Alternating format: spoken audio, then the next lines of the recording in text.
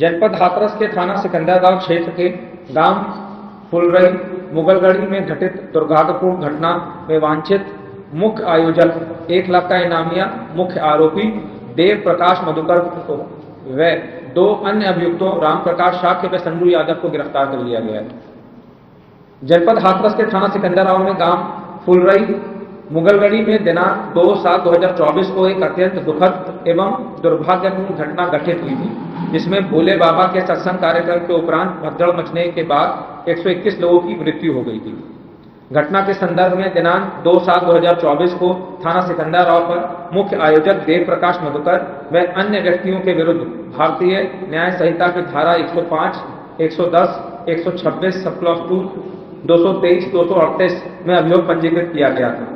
घटना की विवेचना पुलिस उपाधीक्षक स्तर के अधिकारी को स्थानांतरित करते हुए पूर्व में 6 अभियुक्तों को गिरफ्तार किया जा चुका है।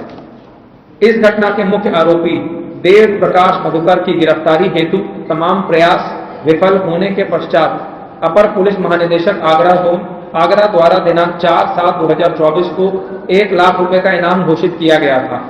उक्त अभियुक्त देव प्रकाश मधुकर को हाथरस की जनपदीय एसओजी द्वारा कल दिनांक 5/7/2024 को देर शाम नजफगढ़ दिल्ली से गिरफ्तार कर लिया गया है तथा थाना सिकंदराबाद पुलिस द्वारा आज दिनांक 6/7/2024 को अभियुक्त राम प्रकाश साखे को कैलोरा चौराहा से तथा अभियुक्त संजू यादव को गोपालपुर कचौरी सिकंदराबाद से गिरफ्तार कर लिया गया है। प्रारंभिक पूछताछ पर अभियुक्त देव प्रकाश मधुकर द्वारा अवगत कराया गया है कि वह जनपद एटा में वर्ष 2010 से मनरेगा में जूनियर इंजीनियर के पद पे संविदा पर कार्यरत है। वह इस संगठन से वर्षों से जुड़ा हुआ है और इस संगठन के कार्यक्रम आयोजित कराना तथा संगठन के लिए फंड इकट्ठा करने का काम करता है। वह दिनांक 2/7/2024 को ग्राम फुलरई में आयोजित सत्संग के कार्यक्रम का मुख्य आयोजक था तथा इस कार्यक्रम की अनुमति इन्होंने ही दी थी। इस प्रकार अभियुक्त देव प्रकाश मधुकर को इस घटना के बारे में 2 भूमिकाएं उनकी सामने आ रही हैं। पहली भूमिका मुख्य आयोजक के रूप में और दूसरी भूमिका फंड रेजर के रूप में। उक्त भूमिका उक्त अभियुक्त तथा इसके निर्देशन में कार्य कर रहे सेवादार एवं समिति के बंदी की सत्संग के पंडाल के आसपास बैरिकेडिंग, प्रवेश द्वार, निकास द्वार, बैठने की व्यवस्था, पार्किंग में अन्य सुविधाओं की संपूर्ण जिम्मेदारी थी। अभियुक्त देव प्रकाश एवं अन्य सेवादारों द्वारा पुलिस प्रशासन को कार्यक्रम स्थल के अंदर किसी भी तरीके के हस्तक्षेप से रोका जाता था। उक्त कार्यक्रम स्थल पर इनके सेवादार तरह तरह की वेशभूषा में कमांडो की ड्रेस में सारी व्यवस्थाएं देखते थे। कार्यक्रम स्थल पर किसी भी व्यक्ति की वीडियोग्राफी अथवा फोटोग्राफी करने से रोका जाता था।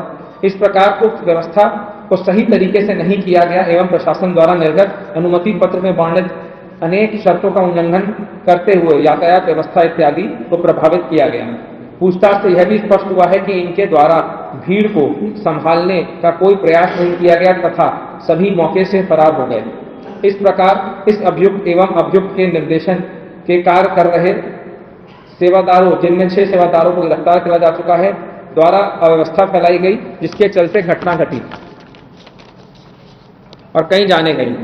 पूछताछ में यह भी प्रकाश में आया है कि इनके और इनके सेवादारों द्वारा प्रवचनकर्ता की गाड़ी को भीड़ के बीच से निकाला गया, जबकि इनको इस तथ्य की जानकारी थी कि भीड़ से निकालने के समय चरण रज के लिए भगदड़ मचने से भयानक दुर्घटना हो सकती है।